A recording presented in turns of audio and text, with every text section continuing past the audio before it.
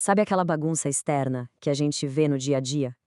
Muitas vezes ela é só um espelho da nossa confusão interna.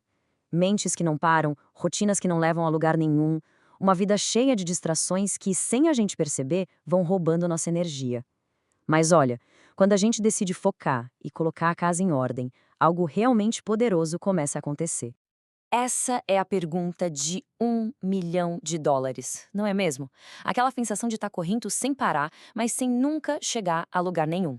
A boa notícia é que os filósofos estoicos lá atrás já deixaram um mapa, um verdadeiro plano de ação para combater exatamente esse sentimento. E é nisso que a gente vai mergulhar agora. E aqui, olha, tá o coração da coisa toda. Essa frase do Epiteto é a base de tudo. Primeiro clareza, depois ação. Não adianta nada correr muito se a gente está indo na direção errada, certo? A organização interna vem sempre antes da construção do lado de fora. E essa organização começa, claro, pelo primeiro pilar, que é fundamental: dominar a própria mente. Antes de tentar controlar as ações, o destino ou qualquer outra coisa, é preciso primeiro governar esse nosso mundo interior. É a fundação. Se ela for sólida, todo o resto se sustenta. A grande batalha da nossa era é essa aí. De um lado, a gente tentando manter o foco interno. Do outro, um bombardeio constante de notificações, barulho, demandas. Uma mente focada é capaz de construir. Já uma mente distraída, bom, essa é levada pelo vento. O mais interessante aqui é a história por trás dessa frase. Sêneca vivia numa casa super barulhenta em Roma, com todos os sons da cidade ao redor. E mesmo assim, ele treinou a mente para encontrar o silêncio ali no meio. O que ele nos ensina é que a concentração é uma habilidade que a gente constrói por dentro, sabe? É uma fortaleza interna, que não depende do caos lá fora. Tá, mas como é que isso funciona na prática? Os estoicos dão um caminho com 3 passos. Primeiro, treinar a concentração como se fosse um músculo. Segundo, usar a razão como um filtro para os nossos impulsos. E terceiro, que é importantíssimo, escolher conscientemente a nossa atitude diante das coisas, em vez de só reagir no piloto automático. E o ponto é, tudo isso são habilidades, não dons. A gente aprende. Isso nos leva a uma verdade um pouco dura, mas necessária. Quantas vezes a gente não pensa: se eu me mudasse, se eu fosse para outro lugar, tudo seria diferente. Pois é, Sêneca diria que isso é uma ilusão. O problema não é o lugar, mas a mente que a gente leva para lá.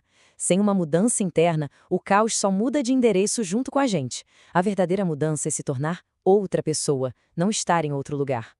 Ok, com a mente mais em ordem, o próximo passo é aplicar essa clareza no mundo real. E isso nos traz direto para o pilar número 2, dominar as ações. É aqui que a intenção vira realidade. Essa aqui é a escolha diária que define nosso futuro. De um lado, a ação com propósito, feita de caso pensado, do outro, a procrastinação, que os estoicos viam como a arte de estar sempre se preparando para viver, mas sem nunca viver de verdade. Uma grande armadilha. E a disciplina, para eles, começava no físico. Fortalecer o corpo não era questão de vaidade, de jeito nenhum. Era sobre treinar o comando da mente sobre os impulsos do corpo. Pensa bem, se a mente diz, levanta e vai treinar, e o corpo obedece, essa mesma disciplina começa a se espalhar por todas as outras áreas da vida. Pode esquecer aquela imagem do filósofo parado só pensando na vida. A realidade era bem diferente. Sócrates foi soldado de guerra. Cleantes era boxeador. Marco Aurélio caçava. E o próprio Sêneca nadava nas águas congelantes do rio Tibre. Eles sabiam que uma mente forte precisa de um corpo forte. Mente sã e corpo são não era só um ditado, era o estilo de vida deles. Os estoicos também nos desafiam a enxergar nossas correntes invisíveis. Para eles, um vício não era só algo moralmente errado. Era qualquer coisa que tivesse mais controle sobre nós do que nós mesmos. Pode ser aquele café que a gente não vive sem, a necessidade de checar o celular a cada 5 minutos ou até o medo que paralisa. Se não dá para ficar sem, então aquilo nos possui. E aí vem a pergunta: quando agir? A resposta estoica é direta. O melhor momento para começar foi ontem, talvez anos atrás, mas esse tempo já foi. O único tempo que a gente tem de verdade é o presente. Então, o segundo melhor momento é sempre e unicamente agora. Deixar para depois é apostar no amanhã, que só pode ser construído com as ações de hoje. Com a mente clara e as ações disciplinadas, a gente chega no pilar final, o topo do plano estoico: dominar a si mesmo. Aqui, o objetivo é construir uma liberdade interior, um senso de valor que nada nem ninguém consegue abalar. Para explicar isso, os estoicos usavam uma metáfora incrível. Imagine que o nosso verdadeiro caráter, nosso valor interno, é como uma estátua de pedra, bem sólida, plantada no meio de uma praça pública. Num dia, as pessoas passam por essa praça, deixam flores aos pés da estátua, admiram, elogiam.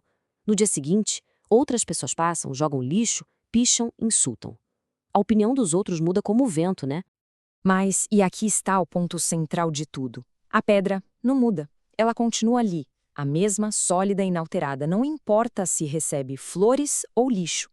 Assim deveria ser o nosso valor próprio, construído de dentro para fora, à prova das vozes externas. E como a gente constrói essa pedra? Se desafiando. O conforto nos amolece. Como diz até o neurocientista Joe Dispenza, para mudar é preciso quebrar o hábito de ser quem a gente é. Isso significa buscar desconfortos de propósito. Um banho frio, ter aquela conversa difícil, fazer um treino mais intenso para pensar e agir de uma forma maior do que os nossos sentimentos de preguiça ou medo estão sugerindo. E por último, a liberdade de perdoar. Guardar rancor é se prender ao passado, é carregar um peso que só machuca quem carrega. Perdoar não é um presente para o outro, é um presente para si. É a decisão de largar essa pedra, de soltar a corda, de se recusar a ser escravo de uma dor que outra pessoa causou. É, no fundo, um ato de autopreservação. Bom, a gente explorou a mente, as ações e o nosso eu interior. Agora, tudo isso se resume a uma chamada final. Um convite, um desafio estoico. Levar esses princípios da teoria para a nossa prática diária. E essa frase do imperador Marco Aurélio fecha tudo com chave de ouro. Chega uma hora em que a discussão tem que acabar e a ação tem que começar. Conhecimento só tem valor de verdade quando é vivido. A jornada de transformação não começa com a gente sabendo o que fazer, mas se tornando a pessoa que faz.